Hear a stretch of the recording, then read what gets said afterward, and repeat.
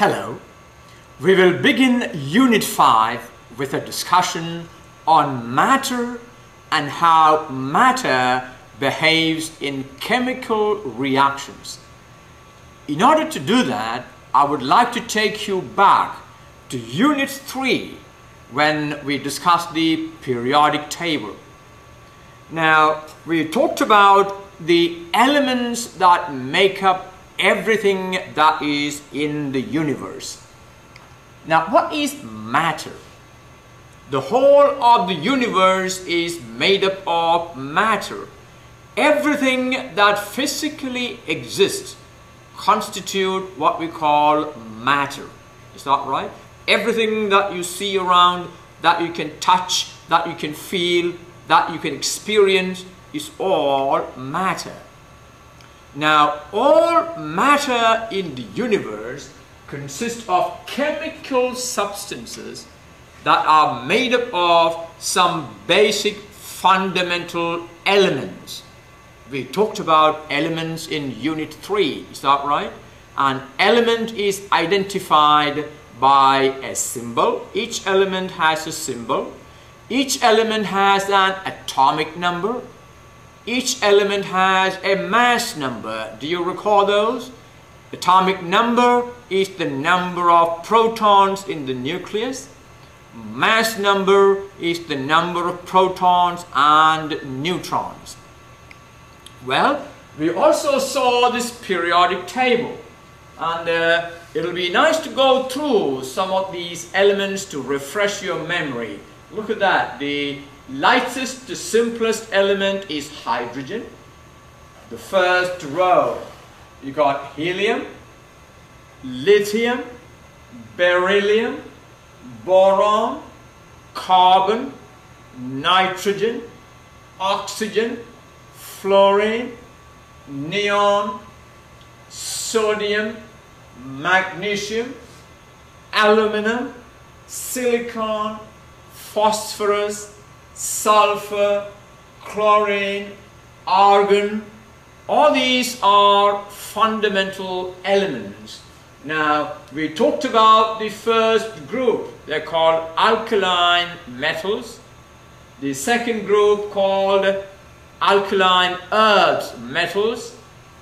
Anybody recall the name of the elements that we said in group 7A? Can anybody recall that? Fluorine, chlorine, bromine, iodine, astatine, called halogens. And can anybody recall the name of the last group? Helium, neon, argon, krypton, xenon, and radon. What is the name of that group and what is the specialty of that group?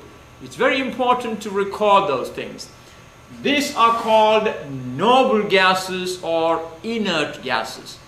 Why are they called noble gases? Why are they inert? Well, they have 8 complete electrons in the outer shell. You remember, every element is actually dreaming for that particular configuration. It is called the noble gas configuration. You see that? Because that is the most stable configuration. Well, we will be using all this as we move on.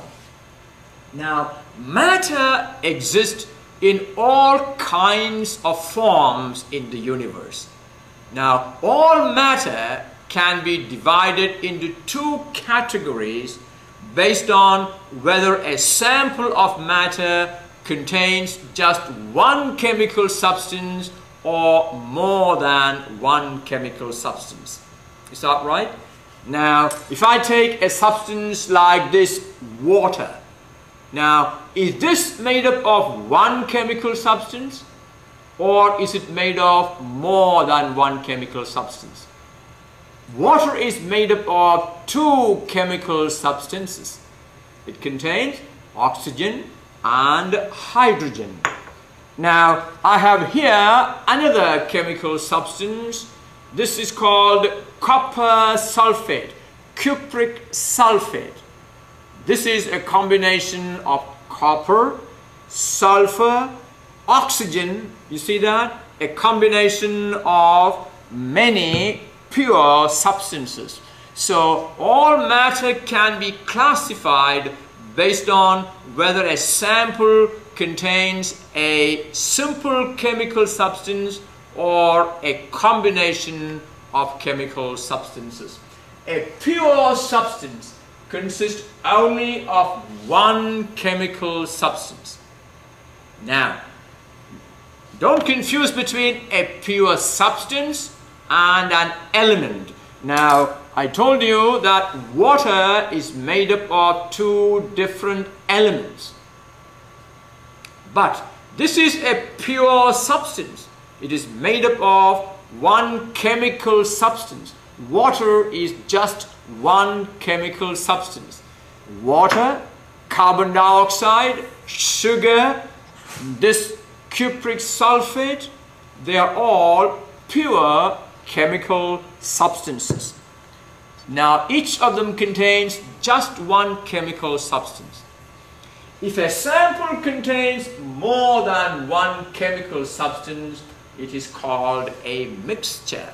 For example, if I mix water with cupric sulfate, now if I put some of these into water, let me see if I can do that. Well, let's see if it will happen. I don't think I can do that in one hand. Well, I think I have some cupric sulfate in here. Now, this is not a pure substance. This is now a mixture of two substances, and you can see they can be mixed together. So, water is a pure substance. Cupric sulfate is a pure substance. When you mix them together, you get a mixture. So, a sample that contains more than one pure chemical substance is actually a mixture. Salt solution, sand and milk are some examples of mixtures. But is milk a mixture? Yes, milk contains many pure substances. Orange juice is a mixture of water, sugar, vitamin C, citric acid, and many more. Is seawater a mixture or a compound? Can you tell me? I'm going to give 10 seconds.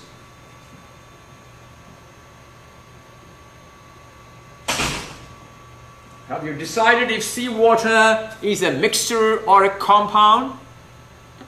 Well, seawater is not pure water. Seawater has many impurities like salt and other substances dissolved in it. So seawater is a mixture. Now, pure substances are made up of elements and compounds. Water, for example, is a pure substance.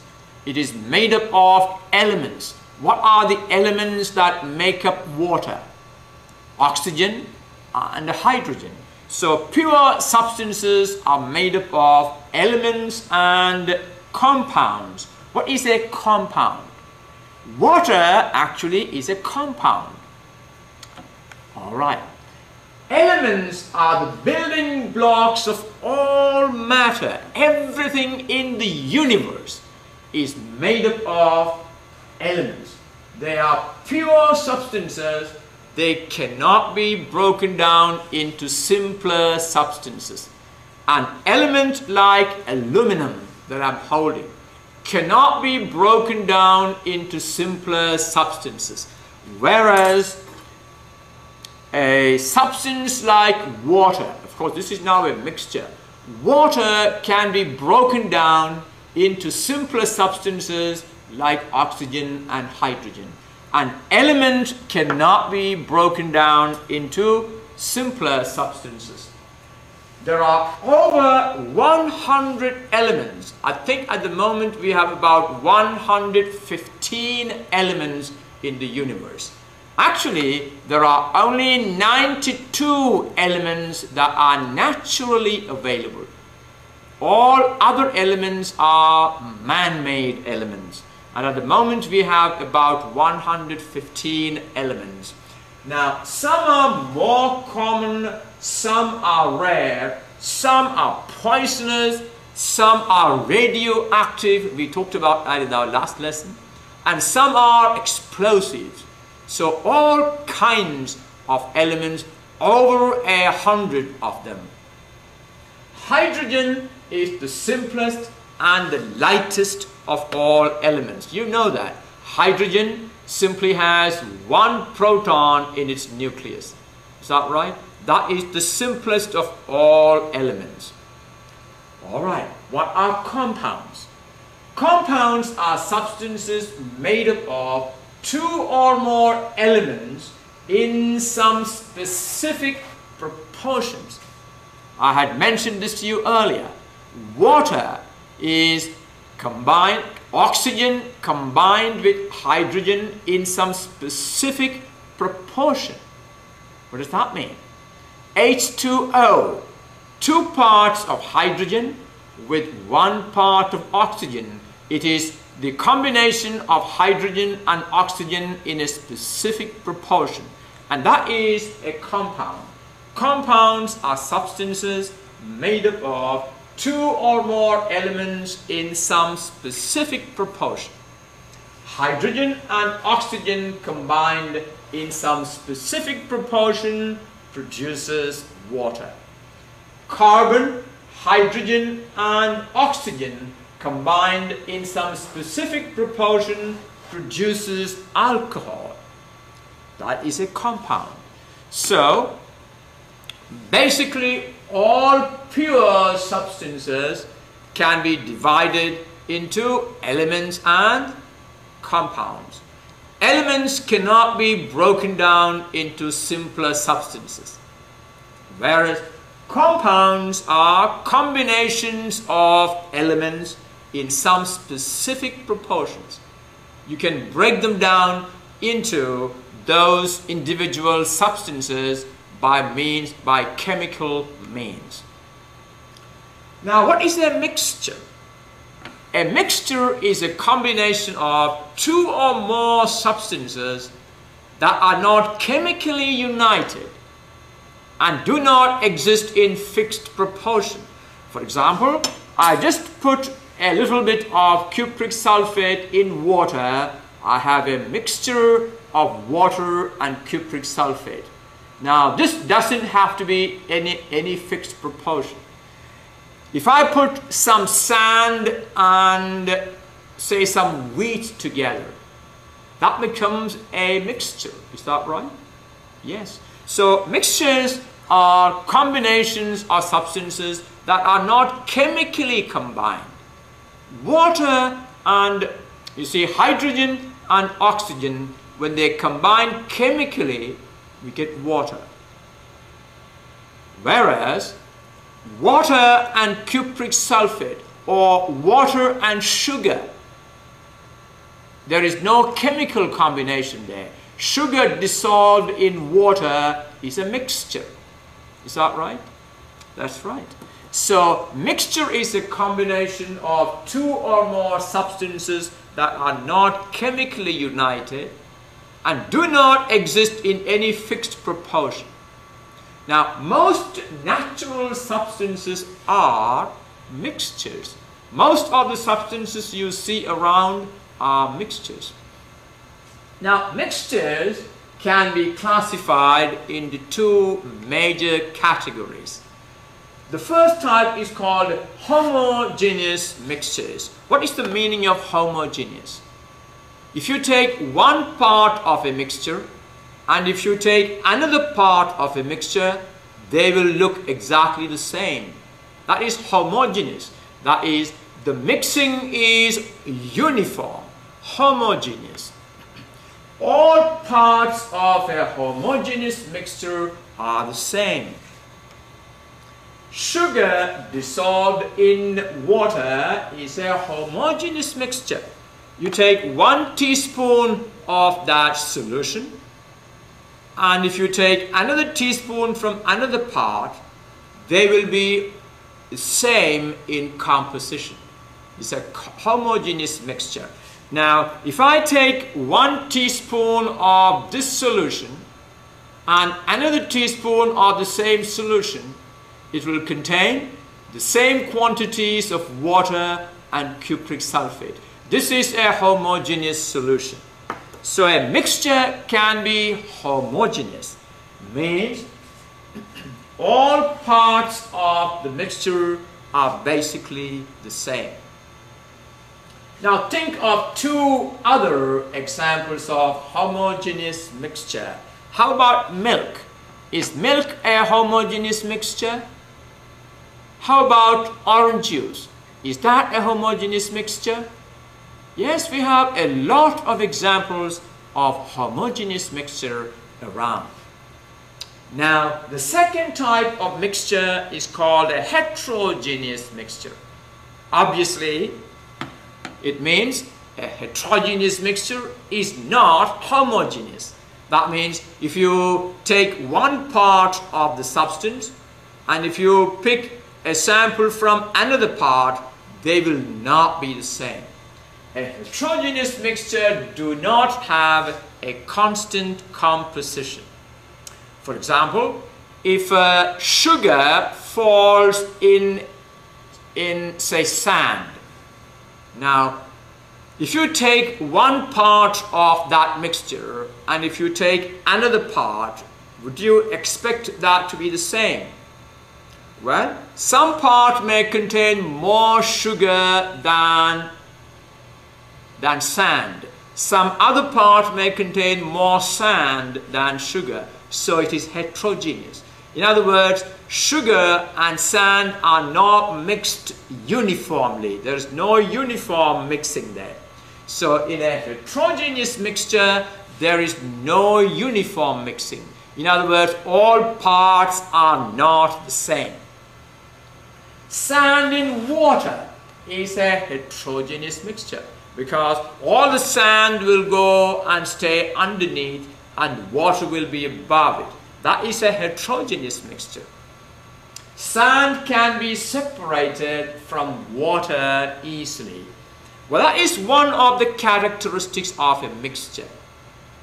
A mixture, the components of a mixture can be separated fairly easily.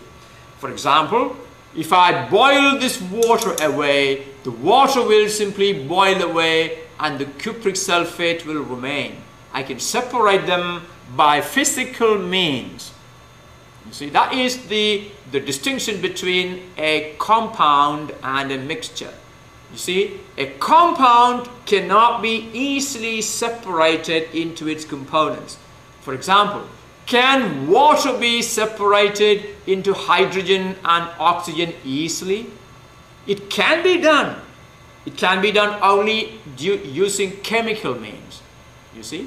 Whereas a solution of salt and water can be separated. What all we need to do is boil water. The water will evaporate, salt will be left behind. So you can separate salt from a salt solution. You can separate sand from a sand and sugar solution very easily. Well, here I have an illustration of all matter. All matter can be classified into pure substances and mixtures. Now, pure substances can be classified into elements. Now, if you notice, elements, one element is made up of just one type of atom. Elements, each element contains only one type of atom. Whereas compounds, different atoms chemically combine to form molecules of a compound. So if I ask you, what is the smallest part of an element? The smallest part of an element is the atom. What is the smallest part of a compound? The smallest part of a compound is called a molecule, which is made up of atoms of different elements. So, we talked about pure substances. Let's now go to mixtures. Mixtures can be classified as homogeneous or heterogeneous. Now look at a homogeneous mixture.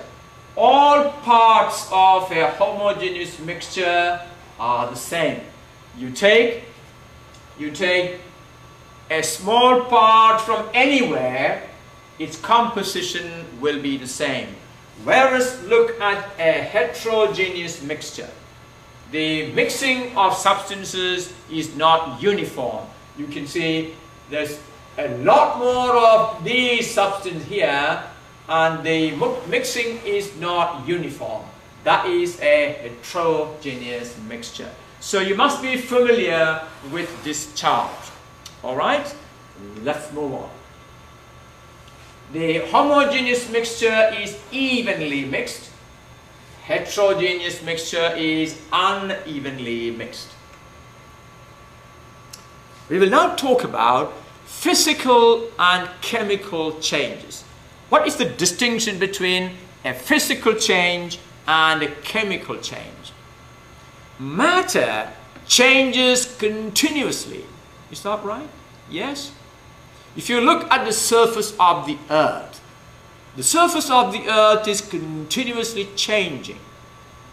Now, water continuously evaporates. Evaporated water condenses and we get rain.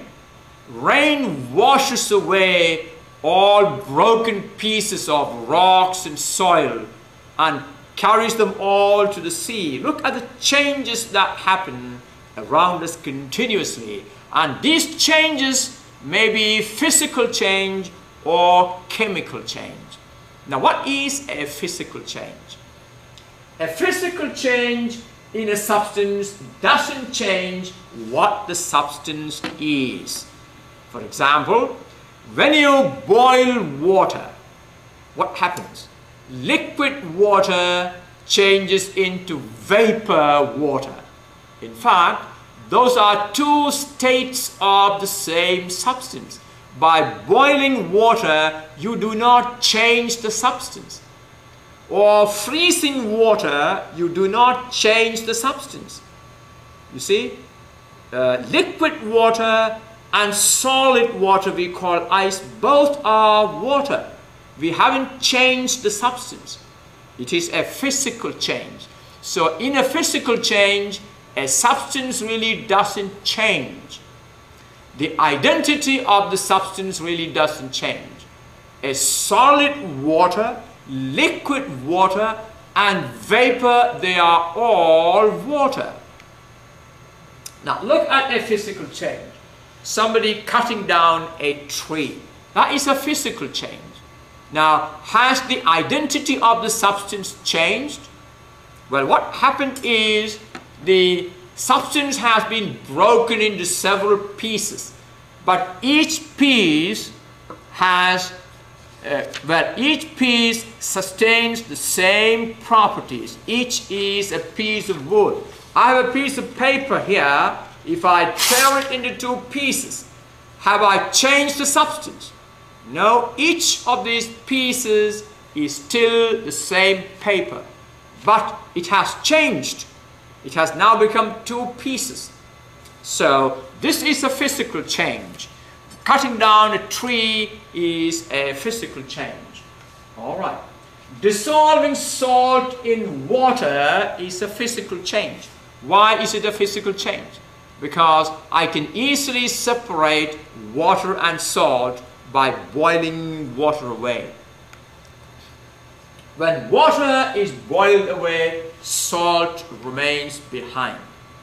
That means a physical change can be reversed. Well, can all physical changes be reversed? I broke this paper into two pieces. Can I reverse this? Yes, if I'm careful, I can put these two pieces together so that I get back my original piece of paper. Yes, even the tree that is cut, you can put it back and reverse the process. A physical change can be reversed. Now, water turning into steam. Here we have water turning into steam, or ice is a physical change, because water turning into steam, steam can be condensed back to water. It can be reversed. Water freezing to become ice, ice can be melted to get back the water. So all these are examples of physical change. A physical change can be reversed. All right.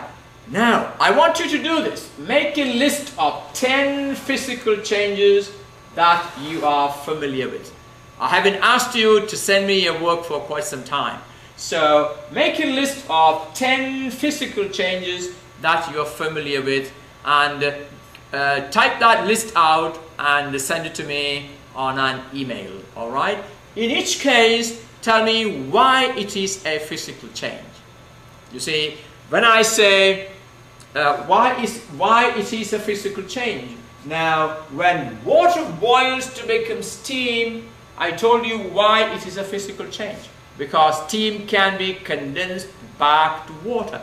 So in the same way, you write down a physical change and tell me why it is a physical change. Okay? Let's move on. On the other hand, a chemical change, in a chemical change, new substances are formed. You see, when hydrogen and oxygen are combined, you produce a new substance. And in doing so, energy is released, heat is released. In some cases, heat is absorbed. In some other cases, heat is liberated. In fact, if I have a quantity of hydrogen, another quantity of oxygen, if I mix them together, there will be actually an explosion. There will be large amount of heat produced. You see, a chemical change has happened. A chemical change, when a chemical change occurs, new substances are produced, and in the process of producing the new substance, either heat gets absorbed or heat gets liberated. And that is one property of a chemical change. Some examples of chemical changes: rusting of your car. Have you seen with age the car begins to rust? That is a chemical change. New substances are formed. Now, digesting your food. You see, I am able to do this work. You know, when you watch me produce these lectures, I spend a lot of energy. Is that right? Where do I get the energy for doing this work? Well, the food I ate, in fact, the breakfast I had this morning, is actually doing what is it actually doing? It's getting digested, or it is actually undergoing chemical change inside my body. And that chemical change releases energy. And it is that energy that makes me possible to do this kind of work. So, rusting of your car, setting a paper on fire, you see, when a paper burns, what happens? It is combining, paper is combining with oxygen. It releases energy and new substances are produced. Is that right? I think so. Now, here is an example of a chemical change. Is that right? Well, I produce fire, and if I burn this paper, well, you can see that is a chemical change. The paper combines with oxygen, producing energy. You can see it produces heat, and it produces the new substance. Look at this new substance. There is smoke, and there is ash. All these are new substances that are produced in that chemical change. Now, rusting of pipes is actually a chemical change. In a chemical change, substances combine chemically, producing new substances that cannot be separated by simple physical means. You see, after chemical change has happened, you cannot easily separate. Now, look at what happened after paper. If this is what is left after burning this paper. So, this is a chemical substance that has been produced by burning paper, by combining paper with oxygen. Now, can I get back my paper from here? Well, it's very difficult. This is ashes of the paper. So, in a chemical change, substances combine chemically, producing new substances that cannot be separated into individual substances using physical means. For example, sodium and chlorine chemically combine to form sodium chloride. Sodium chloride is the salt we use at home or anywhere. Now, sodium is a metal. We talked about this. Is that right? It's a light metal. If you put sodium in water, there will be a violent chemical reaction. Chlorine is a greenish yellow gas. And if you bring sodium and chlorine together, there will be a chemical reaction. There will be energy released. And the product is sodium chloride.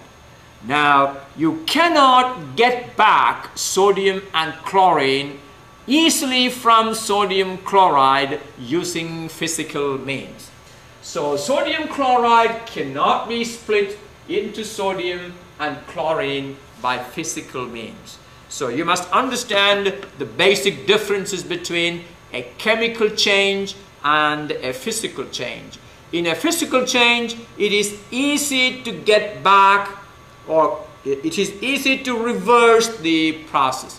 In a chemical change, it is not easy to reverse the process. Okay, in that case, let's start talking about now elements.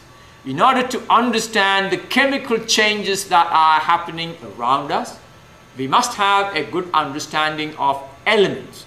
And this is the reason why I said we got to go back and review Unit 3 when we talked about periodic table. How do we arrange these elements in some order using the periodic table? Now, elements are the building blocks of all matter. In fact, everything in the universe is made up of some of these basic building blocks, these elements. Now, the smallest unit of an element is the atom, and we trace the history of the structure of the atom in one of the former lessons. Now, there are over 100 known elements, and well, you know how they are represented in the periodic table. Now, although there are over 100 known elements, the highest naturally occurring element is actually uranium. You see this? Uranium. Can you recall, can you tell me, what is the atomic number of uranium? Atomic number of uranium is 92. 93 is neptunium. 94 is plutonium. We talked about all these elements in the last class. So, at the moment there's actually more than this. About 115 different elements we have at the moment. Some are more common and abundant than the others. For example, hydrogen and oxygen. Hydrogen and oxygen are the most abundant element in the universe. Well, all the stars are burning by fusing hydrogen to form helium. So hydrogen and helium are very highly abundant in the universe. Some are very abundant and some others are rare. For example, gold. See, Au is gold. You know that is a precious metal. Platinum is again a precious metal. Now they are very rare. They are very expensive elements. About 99% of the Earth's atmosphere is made up of nitrogen and oxygen. The air that we breathe in. You see, I got smoke now because I made fire. So when I breathe in, I can smell that smoke. And the air we breathe in, 99% of that air is made of nitrogen and oxygen. There are some rare elements there too. Substances that is in the atmosphere, but 97% of human body is made up of hydrogen, oxygen and carbon. Have you ever thought of that? You see, most of our body consists of hydrogen, oxygen and carbon. In fact, most of the universe is actually made up of these three elements. Now I have given here in a chart of some of the common elements and their symbols. It will be nice for you to go through this. Aluminum, the symbol is Al, argon, Ar, barium, Ba, beryllium, Be. I'm not going to read all these, but go through this and familiarize with some of these symbols. Look at lead is Pb, iron Fe, alright, silver Ag, we've seen uranium, xenon, zinc Zn. So you got a large number of elements that I have chosen. Gold is Au. Alright? So spend about 5 minutes looking through. Just look through and familiarize some of these symbols. Now, a Harvard professor has actually made a song out of these elements, and listen to that if you would like to listen to it. Give me a second, I'll see if I can access that. Alright, listen to it.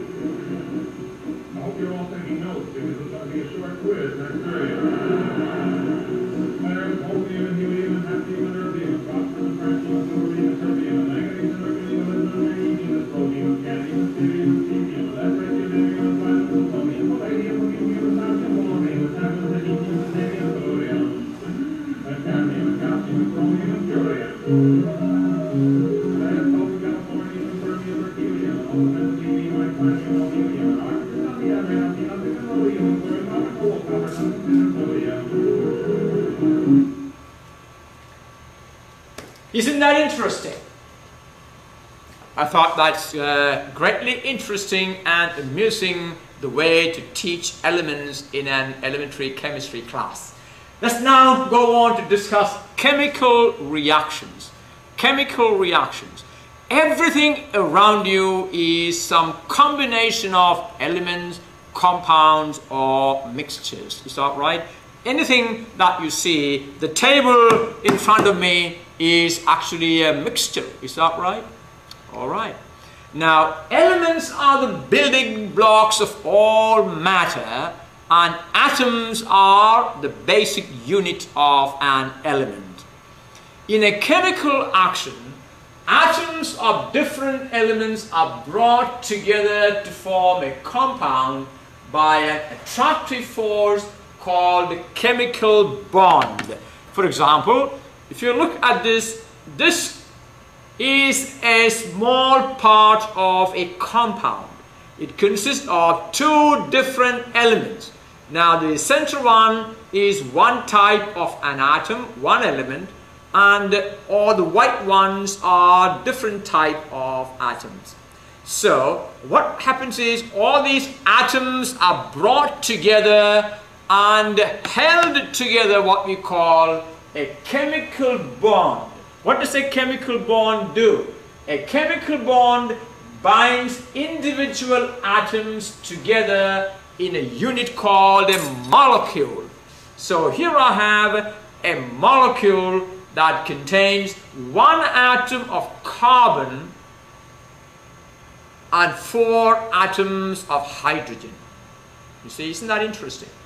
That is a molecule. So a molecule is held together by what is called a chemical bond. And if I want to dismantle this molecule, now if I want to dismantle this molecule, I need to apply energy. Look at that. That's right. The amount of energy I used is to free this the atom from the molecule. Now they are held together by strong forces called chemical bonds. A molecule is the smallest unit of a compound that can exist and still has the property of the substance. For example, if I have a molecule, now this is an example of a water molecule. You have 2 hydrogen combined with 1 oxygen.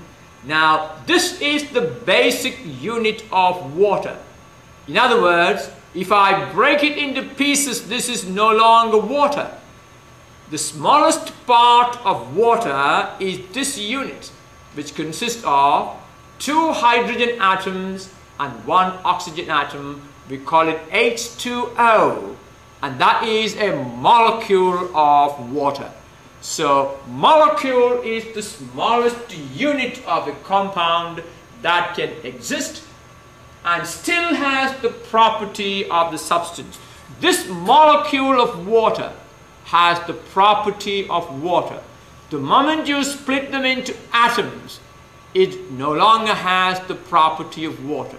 So this is the smallest unit that can be called water. It is called a water molecule. That means 2 atoms of hydrogen and 1 atom of oxygen chemically combine to become the molecule. Water molecule is the smallest part of water that has the properties of water. Alright. What is a chemical reaction? A chemical reaction is a change in matter in which new substances are created by breaking old bonds and forming new bonds. For example, if water is brought together with sodium, what is going to happen is sodium is going to combine chemically with water. Now, in order to do that, first water has to break its bond. So bonds are broken and then new bonds are formed with water and sodium. So in a chemical reaction, what happens is all the bonds existing between substances are broken and new bonds are formed to create new substances. That means, I want you to listen carefully here.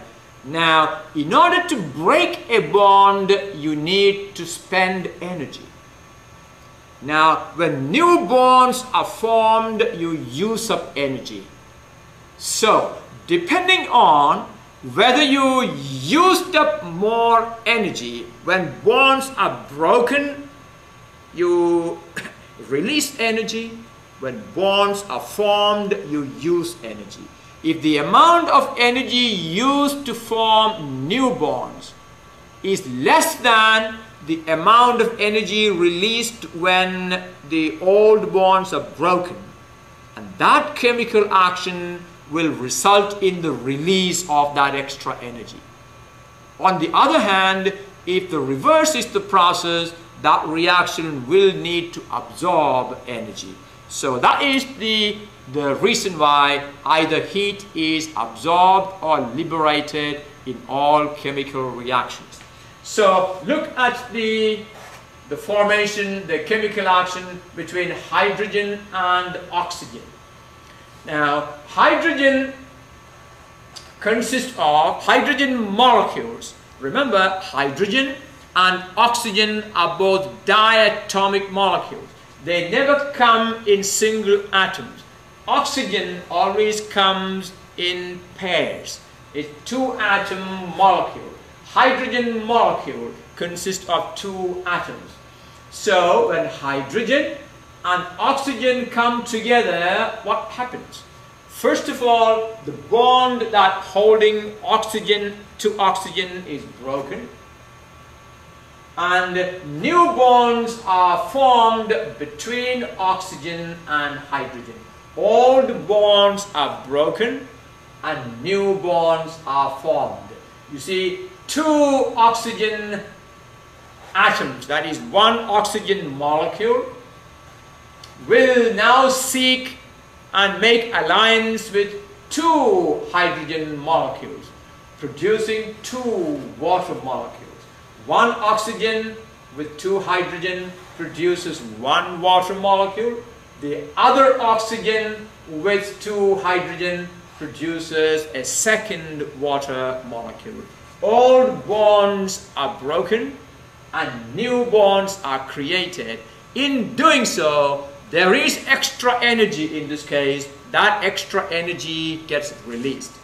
When hydrogen and oxygen chemically combine to form water, bonds between atoms of oxygen and atoms of hydrogen are broken, and new bonds between atoms of hydrogen and oxygen are formed. Old bonds are broken, new bonds are formed. Now, bonds are formed when atoms of elements bound together to form a compound. And bonds are broken when a compound decomposes into simpler substances.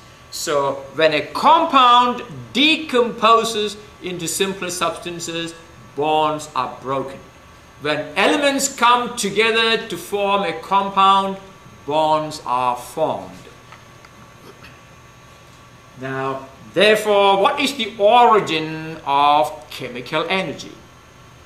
A chemical bond refers to the forces that hold atoms together, and that is a measure of the potential energy of the substance. In order to hold this molecule together, there are forces that hold them together. So there is a chemical bond that holds these atoms together. In a chemical reaction, energy either gets absorbed from the surroundings or gets released to the surroundings, depending on the type of bonds that were broken and new bonds that were formed. If substances that have more internal potential energy are produced, then the energy gets absorbed from the surroundings. You see, in a chemical reaction, if the new bond requires more energy than the energy made available by breaking of the old bonds, then energy has to be absorbed from the surroundings. On the other hand, if the energy used up to form new bonds is less than the energy released from the old bonds, then the extra energy is released.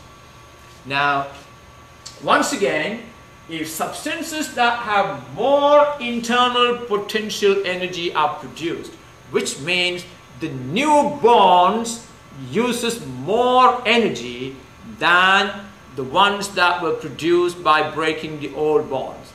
Then energy is absorbed from the surroundings. Such a reaction is called an endothermic reaction. I want you to remember these terms.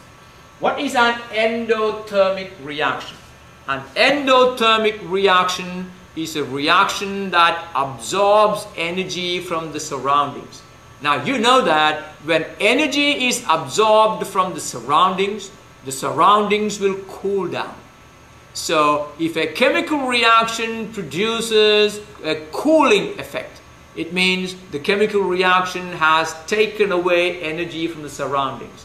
Such a chemical change is endothermic. An endothermic reaction will produce cooling. An endothermic reaction results in cooling of the surroundings because energy has been absorbed from the surroundings. If substances that have less internal potential energy is produced. Now, if a chemical reaction occurs such that the new bonds that are formed uses less energy than the energy released in the breaking of the old bonds, then the extra energy is released to the surroundings. Such a reaction is called an exothermic reaction. Exothermic reaction results in the release of energy to the surroundings, which means it will warm up the surroundings. An exothermic reaction results in heating of the surroundings. So I want you to remember the difference between endothermic reaction and exothermic reaction. All right? Let's now talk about chemical equation. A chemical equation happens because you got some substances come together and combines to form one or more new substances. And when you put them together, you have a chemical equation. A chemical equation is a way of describing what happens in a chemical reaction. Substances that take part in a reaction are called reactants. For example, hydrogen and oxygen come together to form water. What are the reactants here? Reactants are hydrogen and oxygen. Substances that take part in a reaction are called reactants. And substances that are produced in a reaction are called products. When hydrogen and oxygen, those are the reactants. When come together, produces water. Water is the product. All right?